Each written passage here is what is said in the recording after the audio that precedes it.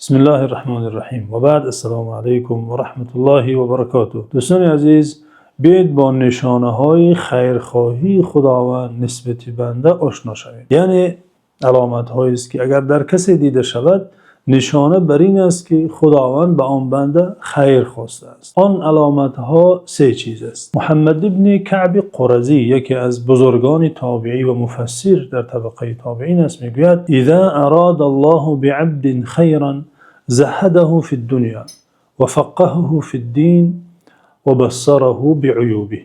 اگر خداوند به بنده خیر خواهد به او این سه خصلت عطا میکنه. یعنی این بزرگوار میگوید نشانه خیرخواهی خداوند به بنده سه چیز است. اول اینکه او را در دنیا زاهد میگرداند، دوم اینکه فقه در دین برایش عطا میکند، دانش دینی، سوم اینکه او را به عیب‌های خودش آشنا می‌سازد. اولش زهده فی الدنیا، یعنی در دنیا زاهدش می‌گرداند، یعنی به دنیا سخت دل نمی‌بندد بلکه دلش متعلق به آخرت است. بله، مثل دیگران در دنیا زندگی می‌کند، می‌خورد، می‌پوشد، کار می‌کند، سعی می‌کند، آباد می‌کند، ولی یقین دارد که این دنیا گذرگاه است، جایی نیست که همیشه اینجا باقی بماند. بنابراین سعی و تلاش بیشترش برای آخرتش است.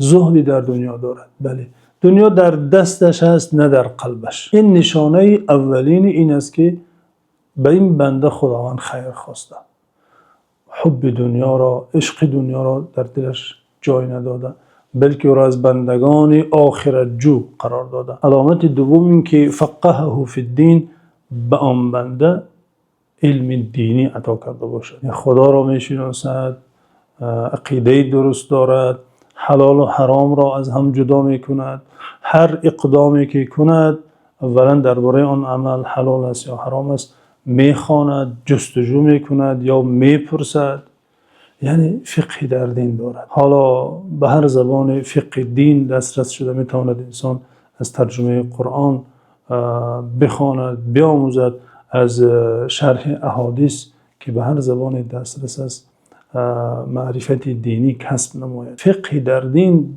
بهترین، بالاترین نوع معرفت است، یعنی دانش دینی، دانش به عالم آخرت، دانش نسبت به خالق و صفات خالق، دانش به پیامبران، دانش به احکام فقهی، این کارهای روزمره، حلال و حرام، چگونه انسان عبادت کند، چگونه با همسایه‌اش معامله کند، چگونه خرید کند، چگونه در کارش چه کار و فعالیت کند که در دایره شریعت باشد. هر یک کاری بنده، هر یک اقدامی بنده حکم فقهی خاصی دارد. این احکام را آموختن، دانستن فرض هر مسلمان است. هر کسی که معرفت دارد نسبت این احکام نشانه بر این است که خدا به او خیر خواسته، و هر کسی که از این معرفت بیخبر است واقعا شخص محروم از معرفت است. در حدیث صحیح نیز این معنا تاکید می شود: من یرید الله به خیرا یفقهه فی الدین. حدیث در صحیحین روایت شده از روایات حضرت معاویه رضی الله عنه، میگوید رسول خدا صلی الله علیه و سلم که هر کی را خدا به او خیر خواهد به او فقه در دین عطا می کند.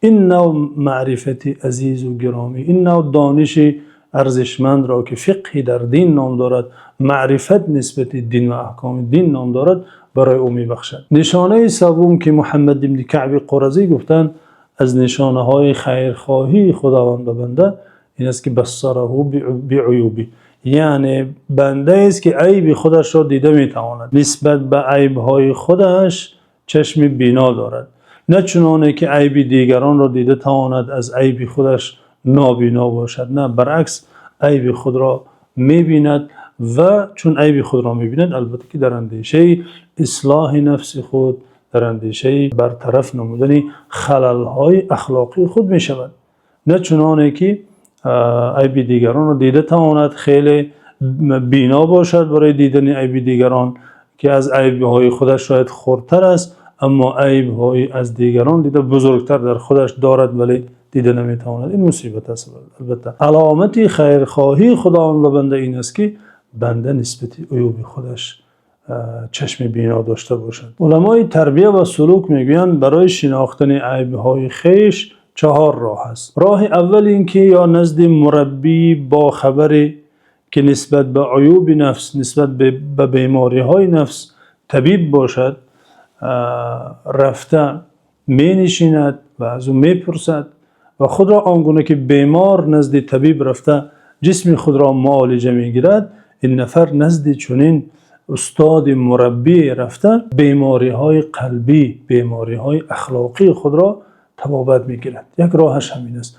راه دیگرش این که دوست دینداری خدا ترسی با تقوای پیدا می کند و از او خواهش می کند که برادری عزیز، هر عیبی که در من اگر ببینی خواهش می کنم لطفاً مرا آگاه ساز تا من خود را اصلاح نمایم. راه سوم این که انسان از زبان دشمنانش استفاده کرده عیب‌های خودش را شناخته گیرد. دشمنی‌ها غالباً باعث می‌گردد که انسان هر عیبی که جانب دیگر دارد کافته جستجو کرده بگوید و اعلام کند و فاش کند. بنابراین از زبان دشمن نیز انسان می‌تواند استفاده کند و عیب‌هایش را آموزد، آشنا شود و عیب خود را اصلاح نماید. در این حالت انسان از این چنین دشمن بیشتر بهره می‌گیرد نسبت از آن دوستی که عیب دوستش را نمیگوید. یعنی دوستی باشد که مجامله کند، خاطر بینی کند، عیب کس را ببیند و نگوید، در این مورد آن دشمنی که عیب تو را برای تو میرساند برتری دارد. سعدی حکیم نیز در این مورد بیت زیبایی دارد. میگوید از صحبت دوست برنجم که اخلاق بدم حسن نماید، عیبم هنر و کمال بیند خارم گل و یاسمن نماید. کو دشمن شوخ چشم بیباک تا عیب مرا به من نماید. از زبان دشمن نیز انسان میباید عیب خود را ببیند و خود را اصلاح کند. راه چهارم این که با مردم معاشرت کند، با مردم داد و گرفت کند و در مردم هر آن عیبی که میبینند به او پسند نیست کوشش کند که آن را در خودش نبیند و یا اگر وجود داشته باشد آن را از خودش دور کند و خود را از آن عیب معالجه نماید. به امید اصلاح نفس و به امید رسیدن به کمالات انسانی در حفظ و امان خداوند باشید.